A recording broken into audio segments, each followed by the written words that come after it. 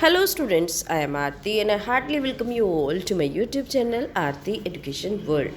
My dear students, आज की इस वीडियो में हम डिस्कस करेंगे आपकी 10th क्लास की इंग्लिश की worksheet number 72 which date is 24th of January 2022. My dear students, name of the students में आपको अपना नाम लिखना है, name of the class teacher में आपको लिखना है अपने क्लास टीचर का नाम. अगर आपको बोला गया है कि अपने सब्जेक्ट टीचर का नाम लिखिए तो फिर इंग्लिश टीचर का नाम लिखेंगे. ओके, चलिए आज की जो आपकी वर्कशीट आई है उसमें आया है आपको एक कॉम्प्रीहेंशन यानी कि एक पैसेज आया है, वो आपको अच्छे से पढ़ना है. काफ़ी बड़ा पैसेज है इनफैक्ट. और उसके बाद छोटे छोटे से क्वेश्चंस हैं जो एमसीक्यू फॉर्म में है, उनके आंसर्स आपको करने हैं. ओनली 5 क्वेश्चंस आते हैं जो आपको आंसर करने हैं. ओके, चलिए थोड़ा सा हल्का सा समझ लीजिए, एक लेआउट ले लीजिए कि क्या है इस पैराग्राफ में और उसके अकॉर्डिंगली हम इसके क्वेश्चंस के आंसर करेंगे. ओके, चलिए पढ़ते हैं. Mount Vesuvius, a volcano located between the ancient Italian cities of Pompeii and Herculaneum. जो माउंट वेसुवियस है एक वॉल्केनो है. वॉल्केनो आप जानते हैं एक ज्वालामुखी है. वो कहाँ पे स्थित है? पोम्पली और हेरकुलेनियम के बीच में लोकेटेड है. बहुत सारा वहाँ पे उसको अटेंशन मिलता है, उसकी तरफ ध्यान केंद्रित होता है क्योंकि वहाँ पे क्या होता है, because of the frequent destructive eruption, क्योंकि बार बार वहाँ विनाशकारी विस्फोट होते रहते हैं. The most famous of these eruption occurred in AD 79. और जो सबसे प्रसिद्ध वहाँ का इरप्शन था, विस्फोट था जो वहाँ पे हुआ था, वो AD में हुआ था 79 AD, यानी कि बहुत पुरानी बात है. After that of the Jesus Christ उसको बोलते हैं AD. ठीक है, BC जैसे होता है बिफोर क्राइस्ट, ऐसे AD होता है. द वॉल्केनो हैड बीन क्या है इनएक्टिव फॉर सेंचुरी. और जो ये ज्वालामुखी है बहुत सालों तक ये इनएक्टिव रहा, असक्रिय है ना. एक होते हैं सक्रिय ज्वालामुखी, एक होते हैं असक्रिय. सक्रिय जिसमें लावा जलता रहता है, असक्रिय जो अब नहीं है. There was a little warning of the coming eruption. और वहाँ पे एक छोटी सी वार्निंग थी कि आ सकता है बाद में विस्फोट. Although one account unearth by archaeologist says, लेकिन एक जो पुरातत्वविद होते हैं जो इनके सब खोज करते हैं, उन्होंने कहा था कि hard rain and strong wind had disturb the ecclesiastical calm during the proceeding night. कि एक बारिश और एक तेज हवा, उससे क्या हो सकता है, इक्लेस्टिकल होता है जो आकाशीय जो शांति है उसको डिस्टर्ब कर सकती है रात की प्रोसीडिंग में. ये बस आपको बिल्कुल क्लियरली समझने की ज़रूरत नहीं है, बस थोड़ा सा लेआउट ले लीजिए आप. मैं तो समझाने की कोशिश कर रही हूँ, आप जितना समझ सके. अर्ली द नेक्स्ट मॉर्निंग, अगली सुबह को, the volcano poured a huge river of molten rock down upon Herculaneum. और क्या हुआ, एक बहुत बड़ा, मतलब ये सोचो बहुत बड़ा जैसे वॉल्केनो हो जाता है, वॉल्केनो को हो जाता है, पोर्ड हुआ, निकला उसमें से huge river of molten rocks, मतलब पिघली हुई चट्टानी होती है जो गर्म होती है. आपने कभी गूगल पे देखा होगा, वो मोल्ट होती है. तो वो देखी हरकुलन में आते हुए. कहाँ पे है? हरकुलन में. और ये पोम्पली में. तो हरकुलन की बात हो रही. Completely burying the city and filling the harbour with coagulated lava. और पूरा का पूरा जो सिटी है चारों तरफ से उसने भर दिया क्या, इस लावा. ये लावा होता है रेड कलर का होता है, उबलता रहता है. Meanwhile on the other side of the mountain, इसी बीच दूसरी साइड में माउंटेन के cinders stones and ash rained down to Pompeii. और वहाँ पे स्टोन गिर रहे थे, एसेस गिर रहे थे. कहाँ पे? पोम्पली में. Sparks from the burning ash ignited the combustible roof tops quickly. और बहुत जल्दी ही उसके बाद जो कंबस्टेबल होती है, जो जलती नहीं है, इस तरीके की चीज़ें होती हैं. Large portion of the city were destroy in the conflagration. और बहुत बड़ा हिस्सा शहर का ख़त्म हो गया इसी चीज़ में, इस विनाश में. Fire however was not only the cause of destruction. केवल फायर ही ऐसा काम नहीं था जिसकी वजह से डिस्ट्रक्शन हुआ, बल्कि वो कहते हैं, आगे कहते हैं, सॉरी आगे बोल रहे हैं कि उसका जो कारण था और भी क्या था. These have poisonous sulphuric gases saturated in the air. जो जहरीली गैस थी वो चारों तरफ हवाओं में फैल गई. सैचुरेटेड होता है वो, मतलब पूरे उसमें नम हो गई, वहाँ पे फैल गई. These heavy gases were not burnt in the atmosphere and therefore sank towards the earth and suffocated people. और ये एटमॉस्फेयर में घुली नहीं और इससे लोगों की लाइफ ख़राब होने लगी और लोग सफोकेशन होने लगी, जो लोगों की ज़िंदगी ख़राब करने लगी, ठीक है, लोगों के सांसें घुटने लगी। ओवर द ईयर्स, और सालों बाद, excavation of Pompeii and Herculaneum have revealed a great deal about the behavior of the volcano। बहुत सालों के बाद जो वहाँ के थे पोम्पली और हेरकुलेनियम, उन्होंने एक बहुत बड़ी बात बताई कि वोल्केनो का बिहेवियर कैसा होता है, कैसा उसका व्यवहार होता है। बाय एनालाइजिंग योर डाटा, बहुत सारा डाटा उन्होंने एनालाइज करा, उसका विश्लेषण करा। Much as zoologist dissected an animal specimen, और जो जूलॉजिस्ट जानते हो, जो जंतु विज्ञान होता है ना, जो जंतु विज्ञान होता है जो आप पढ़ते हो, जूलॉजी, है ना, तो वो जो उसकी खोज करते हैं, जो जंतुओं के उसमें डील करते हैं, एनिमल्स के, उसको जूलॉजिस्ट बोलते हैं। Scientist have concluded that eruption changed large portion of the areas geography, कि साइंटिस्ट ने ये कंक्लूड किया कि ये जो इरप्शन हुआ, ये जो विस्फोट हुआ, इससे जोग्राफी का एक बहुत बड़े पोर्शन को इफ़ेक्ट किया है, चेंज कर दिया है।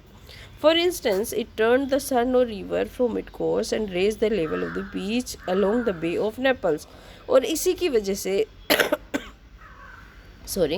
सरनो रिवर, इसके साथ में गुड मॉर्निंग, रेज हुई and level of the beach, और जो लेवल है बीच का वो भी बढ़ गया, और उसके साथ साथ जो बे ऑफ बंगाल्स है, नेपल्स है, उसका वो भी बढ़ गया। Meteorologists studying these events have also concluded that Vesuvius caused a huge tidal wave that affected the world's climate। और मेट्रोलॉजिस्ट ने स्टडी करके बताया कि ये सब जो घटनाएं हुई हैं, इससे ये निष्कर्ष निकलता है जो वेसुवियस है उसमें एक बड़ा टाइडल वेव होता है, जो समुद्री लहरें होती हैं, उससे वर्ल्ड के क्लाइमेट को इफ़ेक्ट पड़ा है। सॉरी बच्चों। In addition to making these investigation, और इन जो निरीक्षण ये चल रहे थे, इसमें और जोड़ते हुए जो आर्कियोलॉजिस्ट हैं have been able to study the skeleton of victims by using distilled water to wash away the volcanic ashes. उन्होंने जो स्केलेटन थे, जो वहाँ पे विक्टिम हुए थे, जो मतलब जो बहुत सारे लोग मर गए थे इस विनाश में, जब ये विनाश हुआ था, तो उनके जो स्केलेटन थे, जो उनकी खोपड़ी का जो स्ट्रक्चर, जो खोपड़ी का ढांचा था, उसको धोया उन्होंने डिस्टिल्ड वाटर से। By strengthening the brittle bones and acrylic paints, scientists have been able to examine the skeleton and draw conclusion about the diet and habits of the residents। उन्होंने उनकी स्टडी से पता लगाया कि वहाँ के लोगों की डाइट क्या थी और उन रेजिडेंट्स की हैबिट क्या थी, जो वहाँ पे रहते थे उनकी आदतें क्या थी। Finally the excavation at both Pompeii and Herculaneum have yielded many examples of classical art। और अंततः बहुत सारे ही जो पोम्पली और हेरकुलेन के बहुत सारे एग्जाम्पल क्लासिकल आर्ट का है, जैसे कि ज्वेलरी मेड ऑफ ब्रोंज की, जो उनकी ज्वेलरी थी वो कैसी बनती थी, ब्रोंज की बनी हुई थी, तांबे की बनी हुई थी, which is alloy of copper and tin, और जो कॉपर और टिन का मिक्सचर होता था। The eruption of Mount Vesuvius and its tragic consequences have provided everyone with a wealth of data about the effect that volcanic have on the surrounding area। और इसी की वजह से जो ये विनाश हुआ था माउंट वेसुवियस पे, और इसके जो ट्रेजिक यानी कि जो विनाशकारी जो क्या थे, इसके कॉन्सिक्वेंसेस, जो परिणाम थे, उनसे हर एक की जो बहुत सारा हमें उससे डाटा मिला और इसके इफ़ेक्ट पता चले कि वोल्केनो में जैसे वहाँ के जो सराउंडेड एरियाज़ थे उन पे क्या इफ़ेक्ट डाले। Today volcanologist can locate predict eruption. आज की डेट में जो वोल्केनोलॉजिस्ट हैं, जो ज्वालामुखी को स्टडी करते हैं, उनकी बात हो रही है, वो लोकेट कर लेते हैं और प्रिडिक्ट कर देते हैं, पहले बता देते हैं विनाश के बारे में। Life saving lives and preventing the destruction of other cities and cultures. और उन्होंने इससे ये पता लगा लिया कि और ये इस चीज़ से क्या फ़ायदा मिलता है, दूसरों की लाइफ सेव हो जाती है, वो पहले बता देते हैं क्या होने वाला है, क्या नहीं होने वाला है। जो डिस्ट्रक्शन है, जो विनाश है, उससे उससे मतलब रक्षा होती है, उससे बच जाते हैं दूसरे सिटीज़ में और दूसरी संस्कृतियों का विनाश होने से। ये जो आर्कियोलॉजिस्ट पहले से ही घोषणा करके हमें बचा लेते हैं, ठीक है। तो अब हमने ये पैसेज पढ़ा, अब इसी के बेस पे हम इसके क्वेश्चंस के आंसर करेंगे। चलिए देख लेते हैं। सबसे पहला क्वेश्चन है, Herculaneum and its harbour were buried under lava. जो हरक्यूलिनियम है और इसके जो हार्बर हैं कहाँ पे थे, लावा के कौन सी फॉर्म थी, लिक्विड थी, सॉलिड थी, ग्लोइंग थी, गैस थी, या आंसर नॉट अवेलेबल। तो इसमें आंसर तो है और आंसर इसका होगा सॉलिड। ओके, चलिए सेकंड क्वेश्चन देखते हैं। The poisonous gas were not in the air. देखिए, जब जो पॉइजनस गैस थी वो कैसी नहीं थी, वो जो able to float, visible, able to एवरोपेट, इनविजिबल कैसी थी, क्योंकि हमने पढ़ा, अभी क्या पढ़ा हमने कि जो वहाँ पे जो पॉइजनस जो जहरीली गैस थी वो हवा में फ्लोट नहीं हो पा रही थी, मिल नहीं पा रही थी, तो एबल टू फ्लोट आ जाएगा। ठीक है, चलिए। साइंटिस्ट एनालाइज डाटा अबाउट वेसिनियस in the same way that a zoologist specimen. Scientist ने भी इसी तरीके से डाटा को एनालाइज किया वेसुअस ने में इसी तरीके से जैसे कि जूलॉजिस्ट करते हैं। किसका स्पेसिमेन का, किसका करते हैं zoologist, studies by cutting apart. ठीक है, इसका ये आएगा आंसर, क्योंकि जूलॉजिस्ट जो होते हैं, जो एनिमल्स के जो पार्ट होते हैं इन चीज़ में डील करते हैं, तो उसी का ये आंसर आएगा। ठीक है, चलिए come to the fourth question. Fourth MCQ आपका दिया है, have concluded that the volcanic eruption caused tidal wave.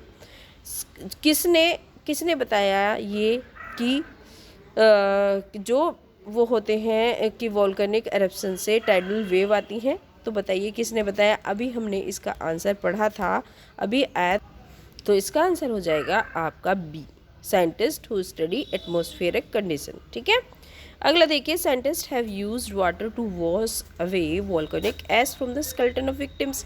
ये भी हमने पढ़ा कि साइंटिस्ट ने वाटर का यूज़ करा उसको धोने के लिए, जो वोल्केनिक एश थी, स्केलेटन जो थे विक्टिम्स के, जो वहाँ पे विक्टिम बने थे, मतलब जो भी वहाँ के लोग थे जो इस तबाही से जिनको नुकसान पहुँचा, जो मर गए थे, तो उनका जो खोपड़ी थी उनको उन्होंने कैसे वाटर से वॉश किया था,